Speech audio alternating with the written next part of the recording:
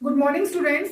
बच्चों, आज मैंने आपको कोशिका के मौलिक इकाई के बारे में आपको पढ़ा रही थी। मैंने आपको कोशिका की संरचना के बारे में बताया कि कोशिका किन किन चीजों से मिलकर बनती है, कोशिका के घटक क्या क्या होते हैं। तो कोशिका के घटक क्या क्या होते हैं? कोशिका झिल्ली, कोशिका भित्ति, कोशिका झिल्ली, कोशिका भित्ति, केंद्रक और कोशिका द्रव।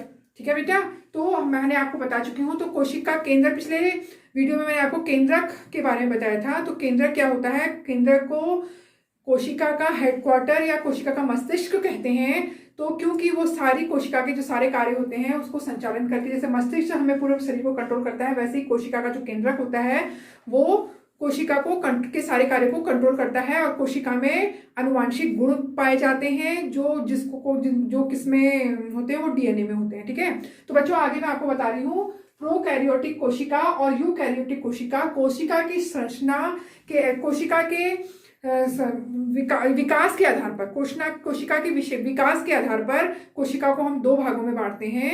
एक होती है प्रोकैरियोटिक कोशिका और एक होती है यूकैरियोटिक कोशिका। कोशिका जो होती है, प्रोकैरियोटिक कोशिका जो होती है, ये इसका विकास बहुत ही कम हुआ होता है। प्रोकैरियोटिक कोशिका का ये आकार में बहुत ही छोटी होती है। ठीक है बच्चों, ये आकार में बहुत ही छोटी होती हैं। और ये इसमें जो होता है केंद्रकाय का जो भाग होता है ये न्यूक्लियक झिल्ली से नहीं घिरा होता है। ठीक है, और उसमें केंद्रक होता है वो भी स्पष्ट नहीं दिखाई देता है। केंद्रक में कोई केंद्र झिल्ली नहीं होती है और न ही कोई अंगक, जो कोशिका के अंगक होते हैं वो भी कोशिका झिल्ली से नहीं घिरे होते हैं। कुछ चीजें इसमें स्पष्ट नहीं होती हैं। ठीक है बच्चों, जैसे उदाहरण है बैक्टीरिया, इसका उदाहरण है बैक्टीरिया।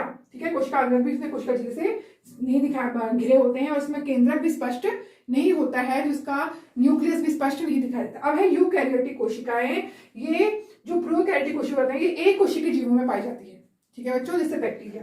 और जो यूकैरियोटिक कोशिका होती हैं ये बहुकोशिकीय जीवों में पाई जाती है और ये आकार में थोड़ी बड़ी होती हैं। इसकी संरचना भी बहुत स्पष्ट होती है। ये इनका विकास भी अधिक विकसित होने के बाद ये यूकैरियोटिक कोशिका होती हैं। इसका जो केंद्रीय भाग होता है ये झिल्ली से ढका होता है और केंद्रक भी स्पष्ट होता है। ठीक है बच्चों, और कोशिका के जो अंगक होते हैं, जो ऑर्गेनेल्स होते हैं न्यूक्लियस के, जो सेल ऑर्गेनेल्स होते हैं, ये बहुत ही कोशिका झिल्ली से एक झिल्ली से ढके होते हैं। ठीक है, और इसके उदाहरण होते हैं अमीबा, सभी जीव जंतु और पादप कोशिकाएं जो होती हैं ये यूकैरियोटिक होती हैं। ठीक है बच्चों, अब इसका डायग्राम मैंने आपको बनाने के दिया है, इसको आप बनाओगे भी। प्रोकैरियोटिक कोशिका और यूकैरियोटिक कोशिका कैसी होती है आपको स्पष्ट हो गई है अभी। अब हम पढ़ेंगे अगला जो कोशिका द्रव्य।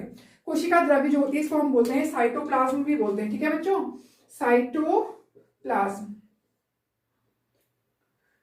ठीक है, कोशिका द्रव्य को हम साइटोप्लाज्म भी बोलते हैं। ये एक जलीय द्रव्य होता है। ठीक है, जैसे कोशिका होती है, ये कोशिका बताई मैंने आपको। कोशिका की जो झिल्ली होती है प्लाज्मा झिल्ली होती है। इसके बाहर से एक और झिल्ली होती है, इसको बोलते हैं कोशिका भित्ति। ये जंतुओं में पौधों में पाई जाती है, जंतुओं में नहीं पाई जाती है। बीच में केंद्रक होता है और जो ये खाली स्थान आप देख रहे हैं ये इसमें जलीय द्रव्य भरा होता है, इसको बोलते हैं साइटोप्लाज्म। ठीक है, ये खाली स्थान जो होता है इसमें जलीय द्रव्य होता है, इसको बोलते हैं साइटोप्लाज्म बोलते हैं। और ये क्या होता है? ये प्रोटीन से बना होता है। ठीक है, ये अनेक प्रकार के प्रोटीन से बना होता है। ये जो साइटोप्लाज्म होता है इसको कोशिका द्रव्य बोलते हैं। और ये किससे बना होता है? प्रोटीन से बना होता है अनेक प्रकार के। ठीक है, इस कोशिका द्रव्य में बहुत सारे अंग होते हैं। जैसे हमारे शरीर में अंग होते हैं हाथ, आंख, तो ऐसे ही वो हर अंग अलग अलग प्रकार का कार्य करता है। वैसे ही कोशिका द्रव्य में बहुत सारे अंगक होते हैं और ये अंगक, इनको कोशिका अंगक बोलते हैं। ठीक है, केंद्रक और कोशिका द्रव्य मिलकर बनाते हैं जीव द्रव्य, इसको बोलते हैं जीव द्रव्य। ठीक है, कौन कौन मिलकर बनाते हैं? केंद्रक तथा कोशिका द्रव्य। ठीक है, मिलकर क्या बनाते हैं? जीव द्रव्य बनाते हैं।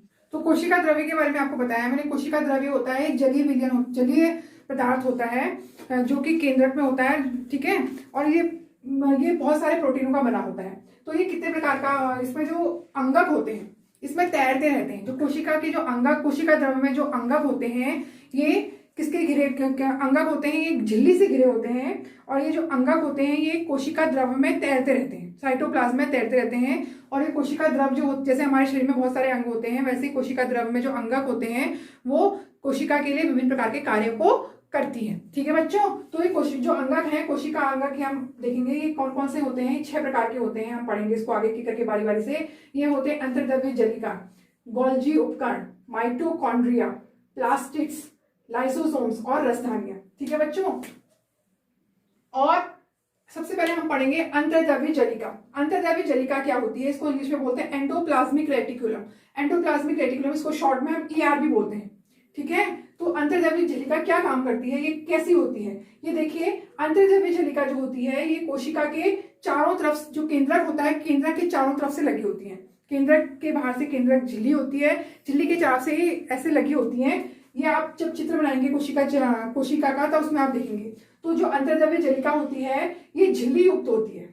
ठीक है, झिल्ली युक्त नलिकाओं तथा शीट का एक बहुत बड़ा क्षेत्र होती है। ठीक है, बहुत बड़ा तंत्र बनाती है। ऐसे शीट, ये नलिकाएं होती है, जैसे पाइप्स होते हैं, पाइप के आकार की होती हैं, और पाइप्स और शीट के आकार की होती हैं, और एक बहुत बड़ा तंत्र बनाती है। कहाँ, केंद्रक के आसपास। ठीक है, और ये केंद्रक और कोशिका द्रव में, केंद्रक और साइटोप्लाज्म में क्या वहन का काम करती है। जैसे साइटोप्लाज्म में जो भी पदार्थ बनता है और होता है, और केंद्रक तक पहुंचाना होता है, और केंद्रक से कोई भी पदार्थ साइटोप्लाज्म तक पहुंचाना होता है, किसी अंग तक पहुंचाना होता है, उसका काम ये अंतर्द्रव्य जलिका ही करती है। ठीक है, और ये 2 प्रकार की होती है। एक होती है SER।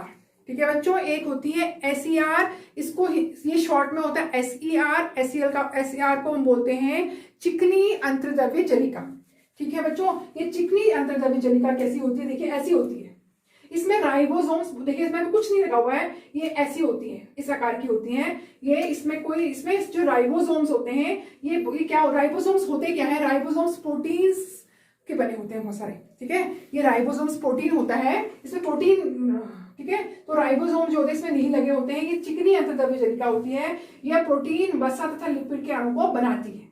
जो SER होती है, प्रोटीन, वसा तथा लिपिड के अणु को बनाने में सहायक करती है। ठीक है, दूसरा होता है RER। RER का मतलब होता है रफ एंडोप्लाज्मिक रेटिकुलम। SER का मतलब स्मूथ एंडोप्लाज्मिक रेटिकुलम, RER का मतलब रफ एंडोप्लाज्मिक रेटिकुलम, खुरदरी अंतर्द्रव्य जलिका। ये देखो पाइप जैसे आपको आकार दिखा है, इसमें लगे हुए हैं, इसमें राइबोसोम्स बहुत ज्यादा मात्रा में होते हैं, और ये जो होती हैं, ये इनमें राइबोसोम बहुत ज्यादा मात्रा में लगे होते हैं, और ये दोनों केंद्र के आसपास लगे होते हैं। इनके कार्य क्या होते हैं, देखो बच्चों, इनके कार्य होते हैं कोशिका द्रव्य तथा केंद्रक में वहन के बीच वहन का कार्य करती है। मतलब कोई भी वहन मीन्स ट्रांसपोर्ट। तो जो पदार्थ साइटोप्लाज्म में केंद्रक में जाना होता है, केंद्रक से साइटोप्लाज्म में आना होता है, तो वो काम ये करती है ER, एंडोप्लाज्मिक रेटिकुलम। और जितनी भी जैव रासायनिक क्रियाएं कोशिका के अंदर होती हैं, जो भी क्रियाएं, रासायनिक क्रियाएं कोशिका के अंदर होती हैं, उसको स्थान यही देती है अंतर्द्रव्य जलिका। इसी में ये सारी रासायनिक क्रियाएं इसी के अंदर होती है, उसको जगह देती है, स्पेस देती है रासायनिक क्रियाएं होने के लिए। ER का कार्य आपको बता रही थी मैं। ER का कार्य, अगला कार्य है वसा स्टेरॉइड कोलेस्ट्रॉल का पाचन कर। ठीक है, ये एंजाइम्स होते हैं इसमें कुछ एंजाइम्स होते हैं जो वसा स्टेरॉइड कोलेस्ट्रॉल का पाचन करके उनको बिल्कुल खत्म कर देती है। ठीक है, उनका दी एंड कर देती है, उनका नाश कर देती है। दूसरा, कोशिका का विष, कोशिका जैसे यकृत में कोई विष, यकृत का विष तथा दवा का निर्विषीकरण करने में सहायता करती है। ठीक है, जो यकृत में जो विष उत्पन्न हो जाता है, दवाओं के कारण जो पॉइजन उत्पन्न हो जाता है, उसका जो प्रभाव है उसको खत्म करके उसको बाहर कर देने में सहायक करती है। कौन, ER। ये इसके कार्य थे ER माने अंतर्द्रव्य जलिका। ठीक है बच्चों, आपके समझ में आ गया होगा ये। तो अगला टॉपिक है हमारा गोल्जी उपकरण, इसको मैं अगले वीडियो में आपको बताऊंगी। ठीक है बच्चों, थैंक यू।